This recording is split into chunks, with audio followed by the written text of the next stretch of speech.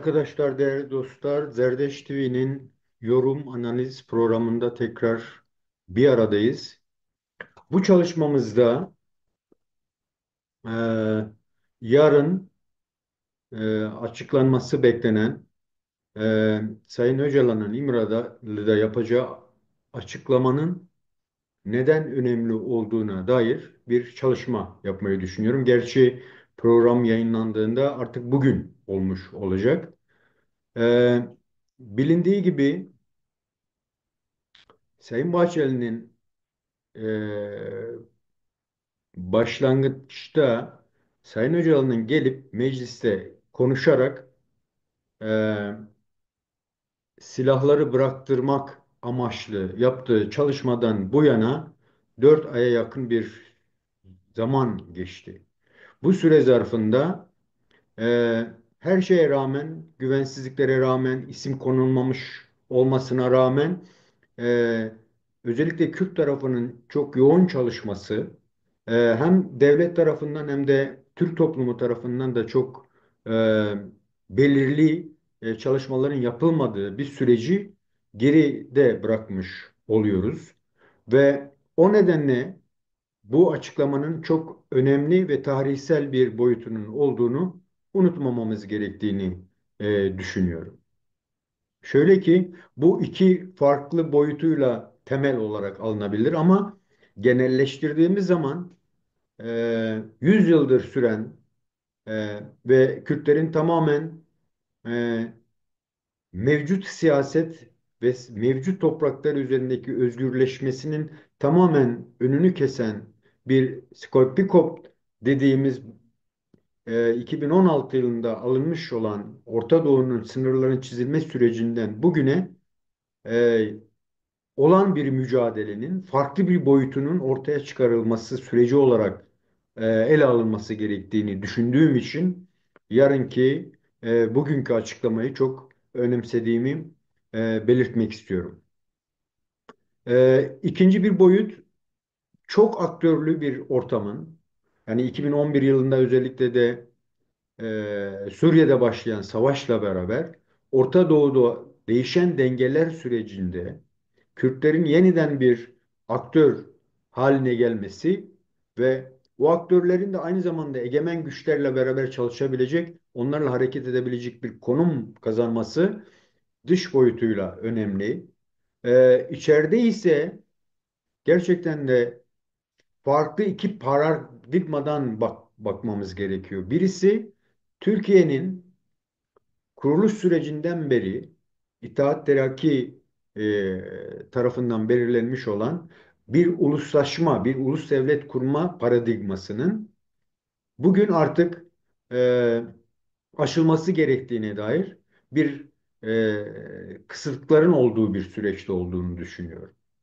O nedenle de belki bu açıklama bize ikinci Cumhuriyet'in kuruluş sürecini de başlatma olanağı verecek ve dünden bugüne 100 yıl süre gelen toplumun bir türlü dönüşemediği ve baskılı bir sürecin e, de sonlandırıldığı yeni bir değişen paradigmasal süreç başlatabilir bu çalışma. Neden böyle? Çünkü o bahsetmiş olduğum Birinci Dünya Savaşı sonrasında çizilmiş olan sınırların değişiyor olması egemenler tarafından belirlenmiş olan paradigmanın da değişmesi anlamına gelir.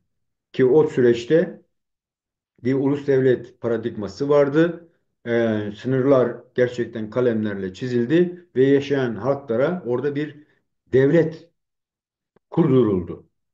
Ancak bugün bakıyoruz ki o paradigmanın da değişmesi gerektiği ve bunun da e, olasılığı ancak bu mevcut ulus devletlerin içerisinde yaşayan başta Kürtler olmak üzere halkların kendilerini ifade edebileceği bir paradigmasal değişim olması gerekiyor. Belki ulus devletler yok edilmeyecek. Belki sınırlar da değişmeyecek. Ancak yeni paradigmada bu ulus devlet içerisinde olan farklı dinlerin, yani farklı inançların, farklı kimliklerin kendilerini ifade edebileceği yeni bir federal yapılanmanın değişimine dair bir paradigmadan bahsediyorum.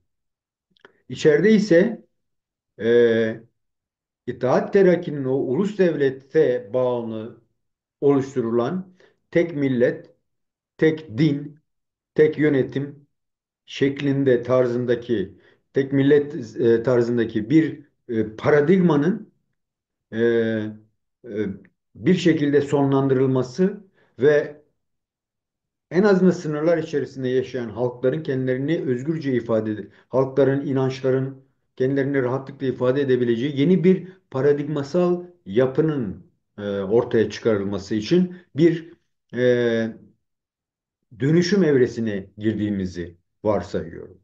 Böyle bakıldığı zaman aynı zamanda bu son 50 yıldır özellikle de Kürtlerin silahlı olarak başlamış olduğu mücadelesinin yeni bir evresinin geçişini de sağlayan bir açıklamanın bunu da içerdiğini varsayıyorum.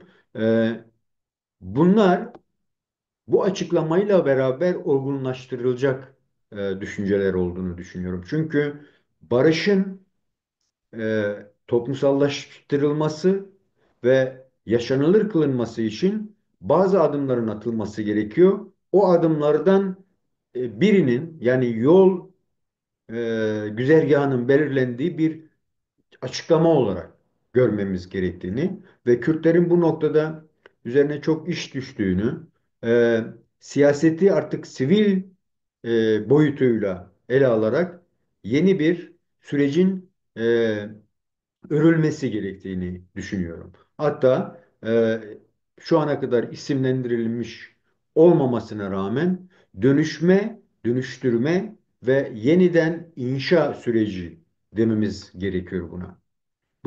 Bu söylem doğru bir söylem. Çünkü e, bugünden yarına birçok şeyin e, değişme olasılığının ortaya çıkması için bu çaba uzun erimli olacak. Belki biraz daha zor olacak. Belki biraz daha ama o umudu geliştirip sivil siyasetin önünü açıp İnsanların, toplumların bir arada yaşayabilme koşullarının örüleceği bir süreç olarak düşündüğümüzde, çünkü bunun ekonomik boyutu var, sosyolojik boyutu var, işte inanç boyutu var, birçok boyutuyla bu toplumların yeniden e, gerçekten de öbür halklarla eşit konumda yaşayabilecek bir zeminin yaratılması gerekiyor. İşte o zemin için yarınki yapılacak açıklama önemsenmeli ve destek sunulmalıdır.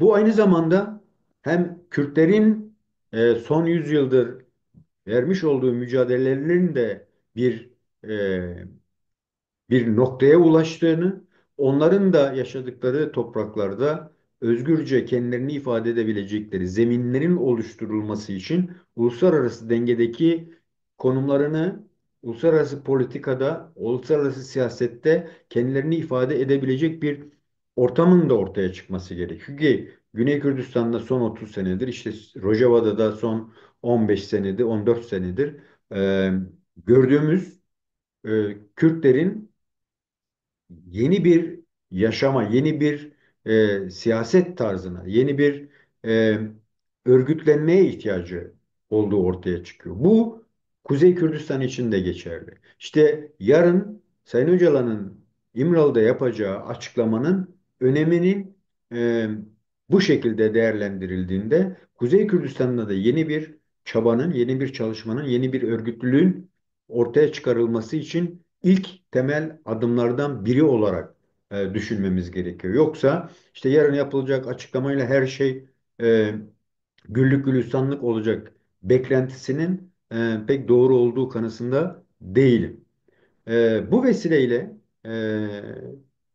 görebildiğim kadarıyla Kürtler hem kendi aralarında hem de karşılaşacağı sorunları aşmak için birlikte hareket edebileceklerine dair bir durum söz konusu ve onların o çabalarının da sözcüsü niteliğinde Sayın Öcalan'ın yapılacağı açıklamanın e, önemi yine ortaya çıkıyor. Burada gördüğümüz kadarıyla gerek devlet gerekse Türkiye toplumunda şu ana kadar belirli bir e, durum tanımlanmamış da olsa, göstergeler bunu göstermiyor olsa da, yani işte kayyumlar süreci, işte HDP'nin tutuklamaları süreci gibi, buna rağmen bu açıklamanın bunların da aşılabilmesinin bir ön adımı olarak değerlendirilmesi gerektiğini, bu toplumların bu çabayı göstermesiyle mümkün olacaktır.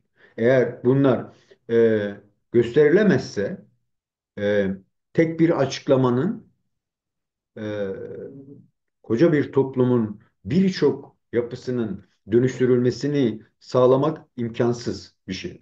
Bu aynı zamanda hem toplumların bir arada yaşayabilme koşullarını oluşturmak hem de onu sürekli kılmanın bir aracı haline getirebilirsek bu açıklamayı, gerçekten de o zaman barışı da örmüş ve toplumların barış içerisinde onurlu bir şekilde yaşamasının da yolunu, yordamını araştırma olanağımız olmuş olacak.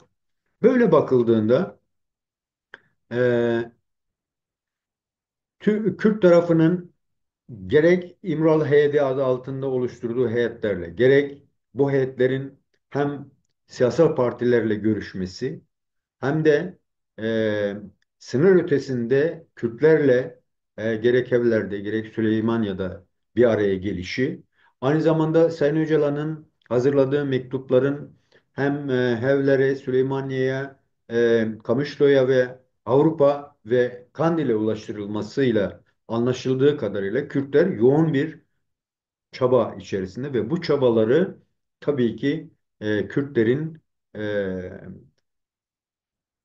bir millet olmaktan kaynaklı haklarının kazanılması sürecinin bir çabası olarak ele almamız gerekiyor. Bu açıklamaya da böyle bakmak gerekiyor. Bunun bir yolunu, yordamının belirlendiği bir süreç olarak, bir ilk adım olarak görüldüğünde yine umutlu olmamız gerekiyor. Bu e, uluslararası benzer ülkelerin bu sorunları yaşayan ülkelerden hareketle bakıldığı zaman oldukça zorlu bir süreç, oldukça çetrefilli bir süreç, çok yoğun çalışma gerektiren bir süreç, morallerin düzgün tutulması gereken bir süreç. Böyle bakıldığında çok büyük beklentiler yüklenilmemesi, ama o beklentilerimizi de gerçekleştirebilecek bir kapının aralandığı bir açıklama olarak gördüğümüzde çok daha sağlıklı bir şekilde bunu karşılamış olacağız. İkinci olarak da bu çalışmanın, bu açıklamanın e, yeni bir çalışma, yeni bir açıklama olarak da görülmemesi gerektiğini, 2013 yılındaki birinci İmralı sürecinde ki çabanın ikinci aşaması olarak ele alması gerektiğini de düşünüyorum ki, bildiğiniz gibi o süreçte 10 maddelik bir deklarasyon hazırlanmış ve o deklarasyonun imzalanması sürecinde e, süreç akamete uğramıştı. Dolayısıyla bugün beklenen o açıklamanın da bunların da içerildiği yeni bir çalışma ortamının ortaya çıkarıldığı bir açıklama olarak da görmemiz gerekiyor. Eğer böyle bakılırsa birinci süreçte belki olan bitenin bu süreçte çok da öncelenmediği, tamamen tarafların e, toplumun çok da tanık olamadığı, bilgilendirilmediği bir süreç, bir araya gelmeler ve konuştukları anlamına geliyor. Bu da şu anlama gelir ki, sorunun çözümünün tek boyutlu olması, çok aktörlü bir sürecin getirmiş olduğu bir diyaloglar süreci olduğu için bu çalışma bu şekilde, ancak yarın Sayın Öcalan'ın yapacağı açıklamayla ancak bazı belirlenimler ortaya çıkacaktır. Belki çok daha bu açıklamanın hem bir kısım Kürdün hem bir kısım Türk'ün kabul etmeyeceği nitelikte de olsa, bunun toplumların tekrar bir araya gelip tartışabileceği, yol yordam arayışında bulunacağı ve özellikle de sivil siyaseti önceleyeceği bir ortam yaratmanın çabalarının bir yansıması olarak görürsek yine yarınki çalışmanın, yarınki açıklamanın e, önemsenmesi ve arkasında durulması gerektiğini düşünüyorum. Ve inanıyorum ki bu açıklama sonrasında insanların daha dirayetli düşünüp kendilerinin yapması gereken değerleri önceleyip gerçekten de bu çalışmaya katkı sunabilecek bütün birikimlerini değerlendirmeleri gerekiyor. Belki de yeni ve ikinci bir cumhuriyetin tartışıldığı bir süreç ve Kürtlerin bir millet olmaktan kaynaklı haklarının iadesi süreci, sivil siyasetin hayata geçirilme süreci ve hem ekonomik hem sosyolojik hem e, birçok boyutuyla toplumun kendini yeniden gerçekten dizayn edebileceği bir sürecinde başlangıcı olmuş olacak. Bu vesileyle bu çalışmayı burada sonlandırmak istiyorum. Yarınki çalışmanın, yarınki açıklamanın toplumlara sağlayacağı dinamizmi unutmadan ve gelecekte yeni bir adımın ön ayağı olması dileğiyle görüşmek üzere. Hoşça kalın diyorum.